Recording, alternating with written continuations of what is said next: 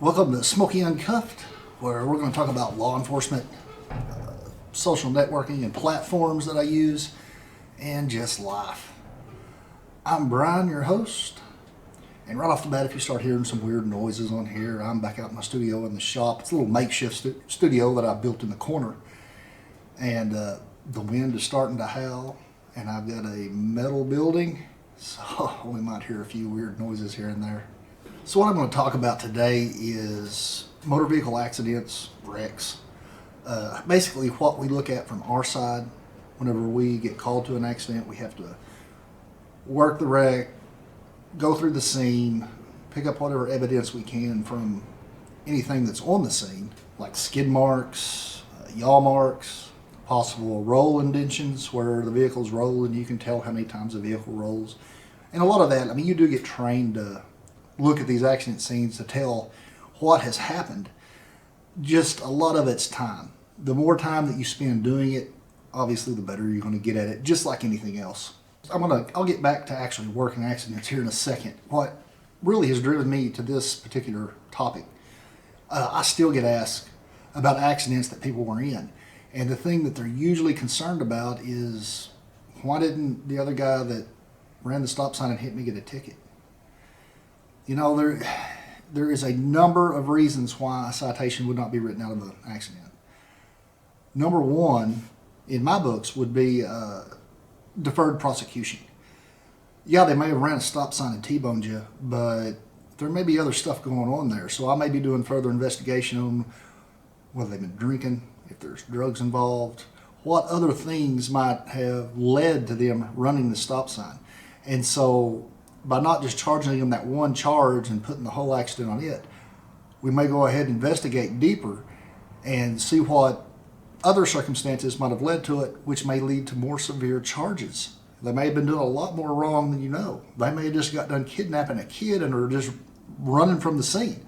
So, I mean, there's a lot you have to look into whenever you're looking at these accidents. It's usually not just a cut and dry whap. You know, this is the ticket, you messed up, we're done.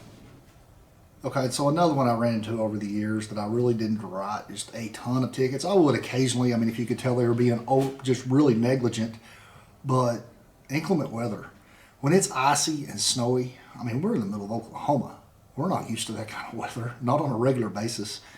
And people are just driving down the road and the car slides out from under them. They off in the ditch they go and tear up a fence or whatever. Well, you're not probably going to write them just a big old fat ticket out of it. And maybe you would. I usually use this rule when I was working crashes. If you did property damage to somebody else's property, I issued a citation.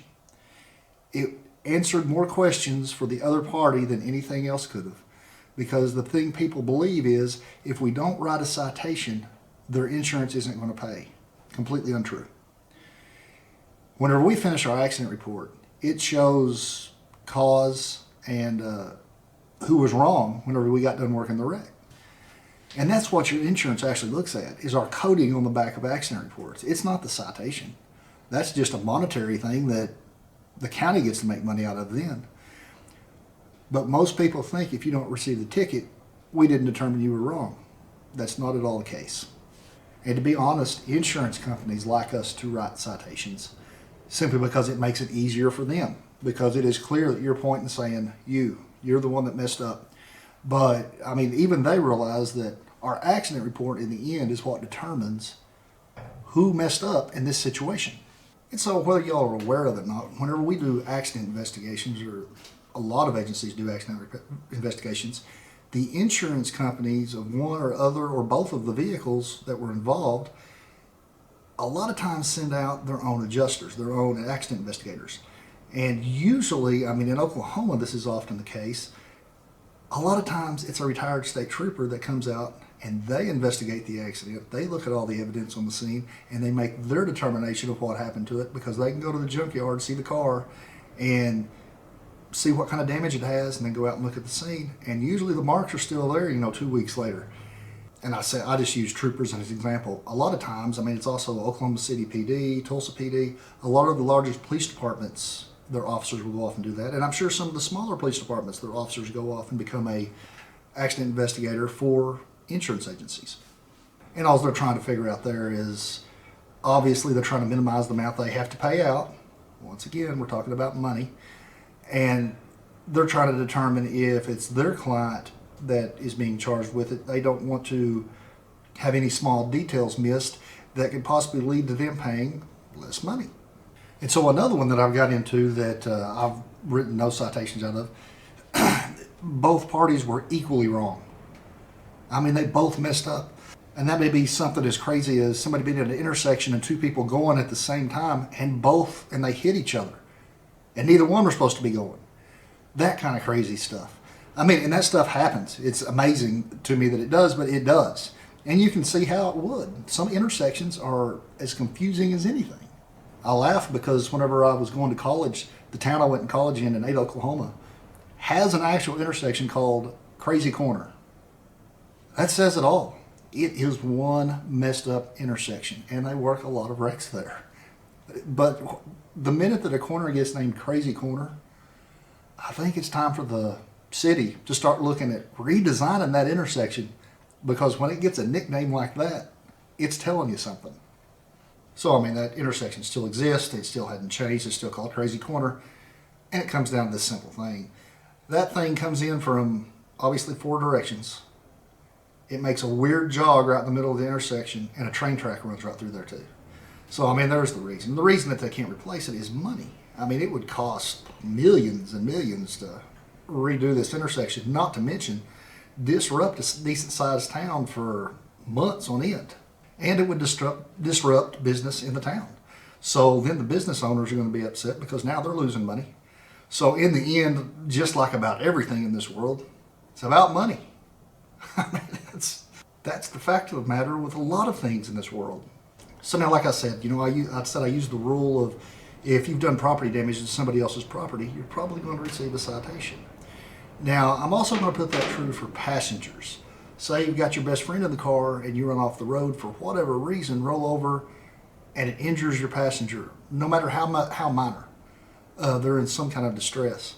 Yeah, I'm probably going to be looking hard at you for a citation, because there has to be something there that tells the insurance, yeah, I injured my person, and the accident's all my fault, you got to eat it anyway. So they get that. And like everything else, there's exceptions to the rule. If you're running down the road and a horse steps out in the road in front of you, I'm telling you now, if you're in a car of any kind, you better swerve, because the horse is going to win that.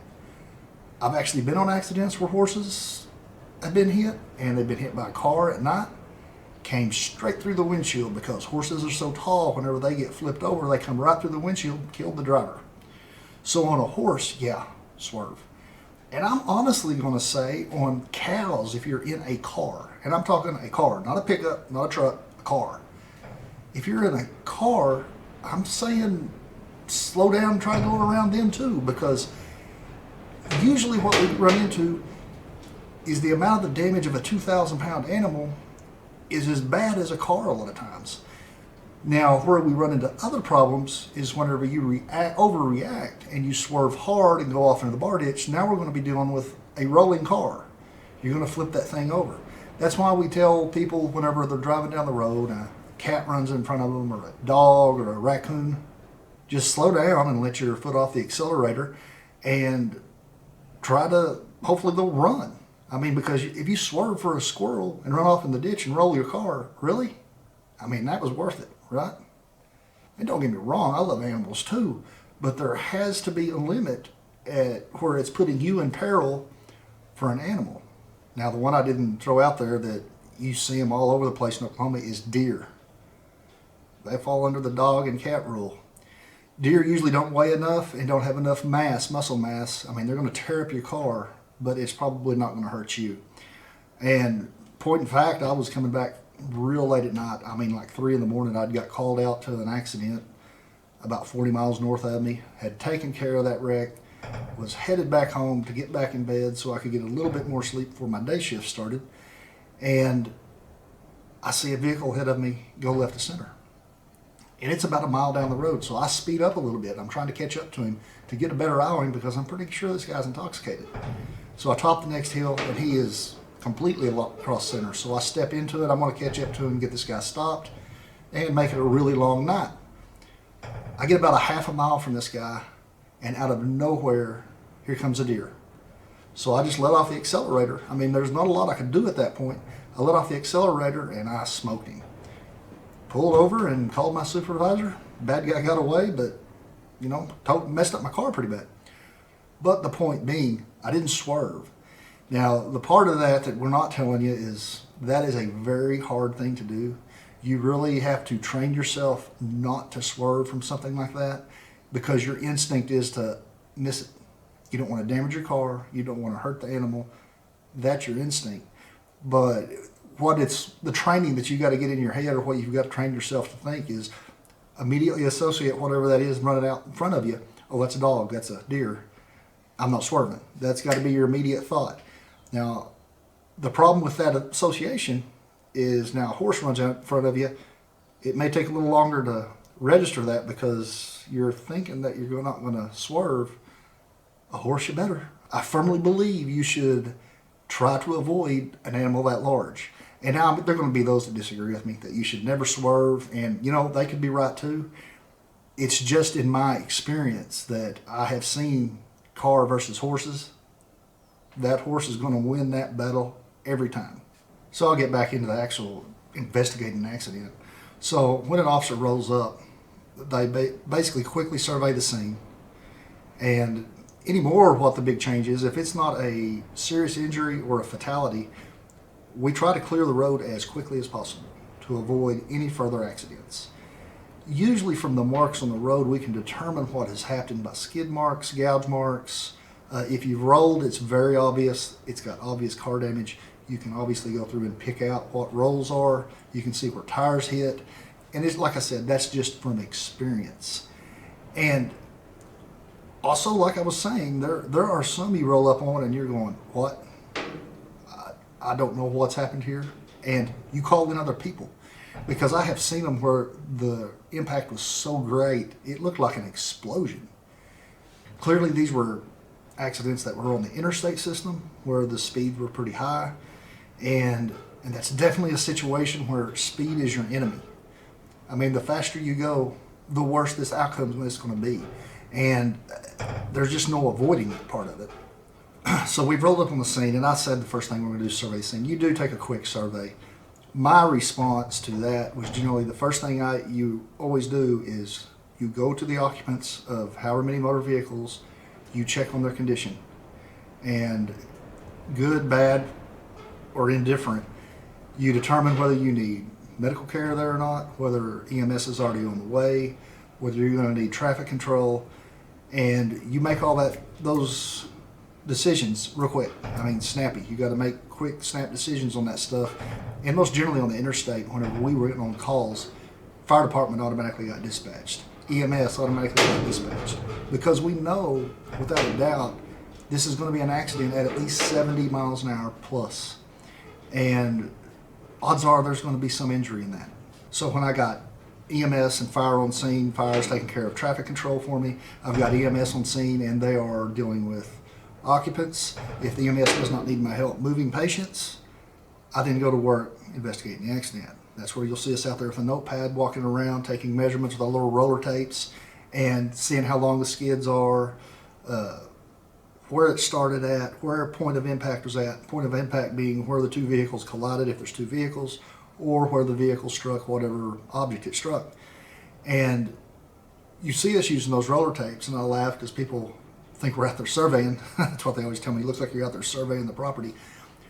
What basically that comes down to, there's a formula. You can actually put all your measurements, and even an arc. You can put the measurements of the arc, cross dissect it, and you put all these in this real complex formula, and it can get pretty dang close to how fast that person was going prior to impact or at impact. Now, I'm of course talking old school there. We've actually gotten away from a lot of that. Most of the time, whenever we actually try to determine exact speeds or even real close speeds, is whenever it's a serious bodily injury or a fatality. We've found over years that you just need to determine what law was broken that caused this accident, And that's really all we need to determine, because the insurance is not going to care if you were going 4 miles an hour over the speed limit. If the fact that you had the wreck was because you changed lanes improperly and struck the car beside you, that speed really had very little to do with that one. And so the other reason we walk all those accidents out and really do some of the measurements is so we can get a good idea of what the scene layout is. So we can do a diagram that is fairly accurate. So, if your whole left front tire was knocked off and rolled 200 yards this way, I might go ahead and put that in the diagram, just kind of illustrate, you were going fast enough, your tire went 200 yards that way before it stopped, after impact, after it was knocked off. That's just more evidence to look at for insurance agencies, just basically so you can see the severity of the accident. So at that point, if I've got all my drawing stuff that I've got, all my measurements, I've got the occupants and the driver's information. At that point, you're calling a wrecker. Wrecker's coming to get the cars, get them off the road. And if somebody was injured and transported, I'm headed to the hospital. Go check on the people, see what their condition's going to be. And at that point, if a citation needs to be written, that's usually where to write a citation. Not to add insult to injury, in a manner of speaking, but that's usually where it takes place. We want you to get medical care first, but we've also got to take care of our job too. Okay, so now on to the elephant in the room that I've been avoiding. Fatality accidents.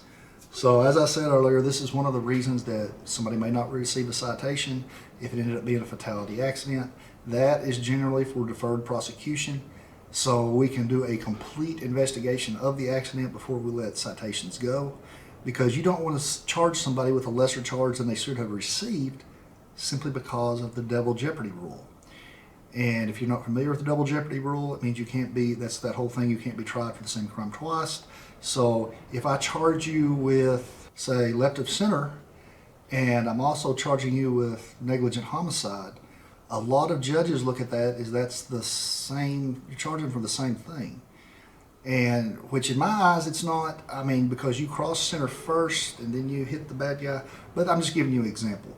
So you would just charge them with negligent homicide, and in your accident report show they were left center. That was the cause. Another one that people run into often is they're quick to charge the guy with driving under the influence if they've been drinking or they're high on some kind of intoxicant, and the person they hit ends up dying. Well, now you've just charged them with a lesser charge of DUI, and you should have been looking at manslaughter or negligent homicide as a result of DUI. So that's a different charge. So it's different stuff you've got to look at in there, and often we'll have a special team come in and do the investigations on fatality accidents, simply because they can do a more extensive investigation. They have the time to sit out there and just mess with that one thing, and where you may be taking another call an hour after this accident, where you may be going to help a broke down motorist or another crash. So they can really focus on it, and that's why it may be a week or 2 weeks before we say, okay, these are the charges, this is what this guy's guilty of, and this is what we're going to pursue. And it's not because we're trying to drag our feet, it's because we want to do the job properly and get the correct prosecution on the person that messed up. Because there's nothing worse than having a truly negligent case where you went ahead and charged the guy that was wrong with some certain charge, and come to find out it could have been a lot greater charge, and now you're sitting here trying to explain to the family of the victim that, yeah, I should have waited and I messed up. And so that's the situation we're trying to stay out of. And so obviously, aside from the fact that a fatality, we're going to put in a whole lot more work. We're going to make sure all of our I's are dotted and our T's are crossed. And we want everything to be perfect on the accident report for the families of the victims. And you might spend days, weeks investigating one crash. And all that said, that's not the worst part of it. All the paperwork's not the worst part. In Oklahoma, whenever there is a fatality accident outside of the city limits, guess who gets to go make the notification to the family? State troopers. So, never my favorite part. Have done a lot of them. It's a rough thing to knock on somebody's door in the middle of the night and say, hey, your wife or your husband, and God forbid, your son or daughter were killed in a motor vehicle accident. And so sadly, whenever I make notifications, Over the years, I learned that blunt is the way to go. I used to come in and go, sir, your wife, Mary, was killed in a motor vehicle, or was in a motor vehicle accident, and she didn't survive. And they would always look at you in bewilderment, and they would say, oh, so what hospital did they go to? No, you don't understand, they didn't survive the accident. Okay, what hospital they at? The word survive did not register with them. So I got to, after a few notifications, you learn it pretty quick. And so you are straight and to the point and blunt. You walk in and say, sir, your wife Mary was killed in a motor vehicle accident. She was hit head on and she didn't survive the crash. She was killed and she's going to be taken to this location. And do I need to call anybody for you? And whenever you're real blunt with it and just straight to the point, they get it. Now, the reactions you're going to have to prepare for, it may just be sobbing, sadness. It may be complete anger that you would say something like that about their loved one. And it just may be total disbelief and they won't accept it. All of the above have happened to me, and I've had one where a lady just literally, as soon as I said it, because it was her child that had passed, literally started hitting me. I just took it. I understood. I don't know how I'd react. I'm sure I would be ballistic if the same information was delivered to me.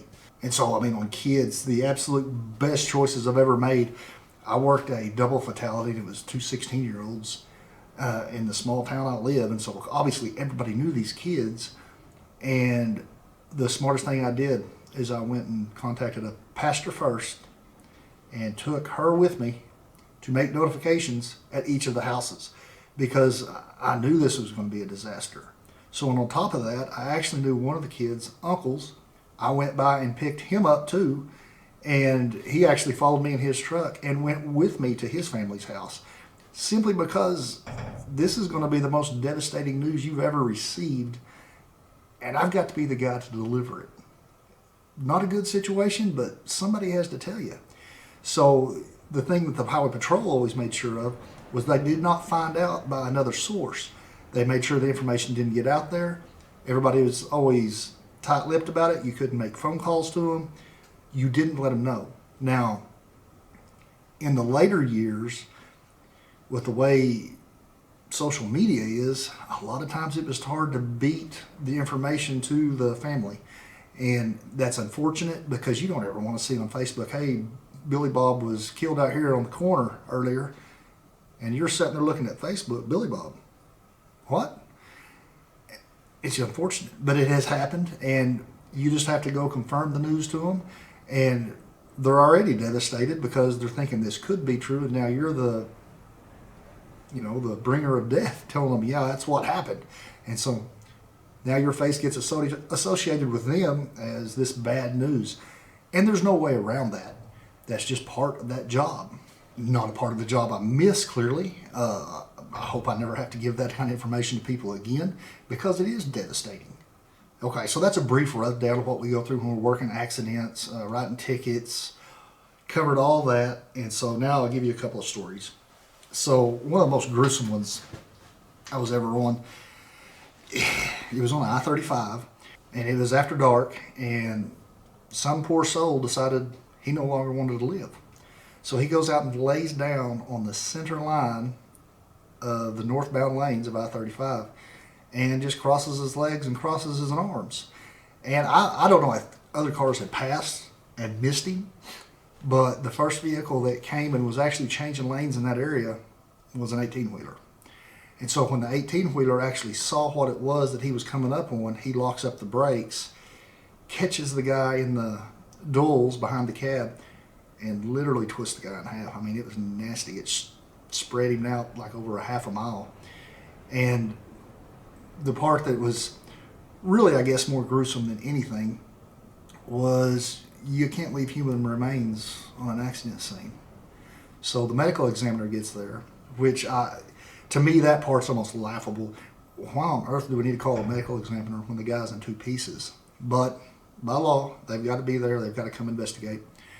And so it's the medical examiner's job to pick up the body and take all the parts And there were a couple of the troopers there that were absolutely, nope, I'm out. See ya. I'm done.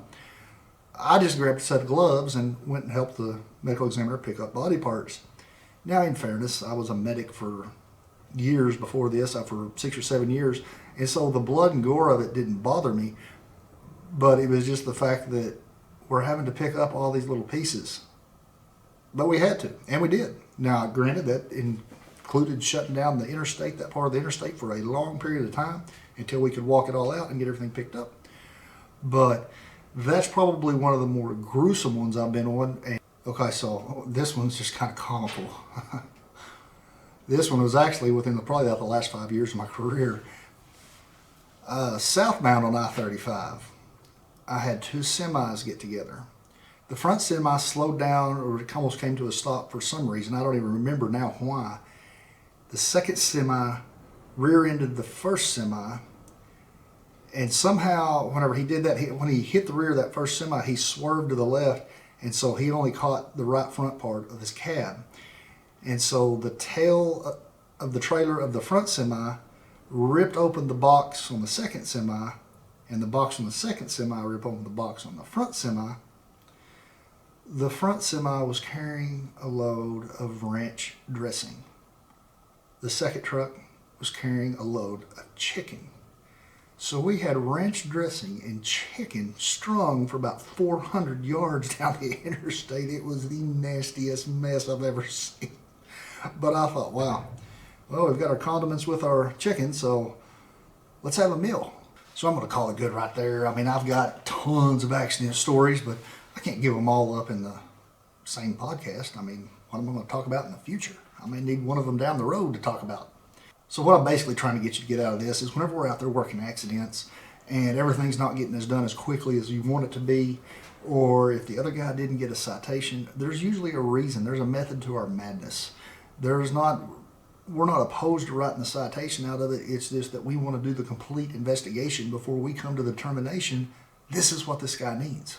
So one thing I haven't thrown out there yet, guys, March 28th this year, I'll be in Pryor, Oklahoma at a meet and greet for a couple of very large YouTube channels, Arms Family Homestead and Keeping It Dutch. I'll be there representing my YouTube channels, which is Smokey CNC Woodworks and Smokey Uncuffed. So, I mean, that's where this podcast goes, on YouTube. I'm also releasing this podcast on several different platforms. It goes through Buzzsprout, it goes through Apple Podcasts, Spotify, iHeartRadio. I mean, there's tons of them. There's like 10 or 12 of them that I actually have this thing broadcast on. So if y'all are in the area of Pryor, Oklahoma Fairgrounds on March 28th, swing on by and give me a shout. I'll be there. So guys, that's going to be all for this one. If you haven't done so yet, please subscribe on my YouTube channel and on my podcast. And I'll see y'all and hear y'all next time.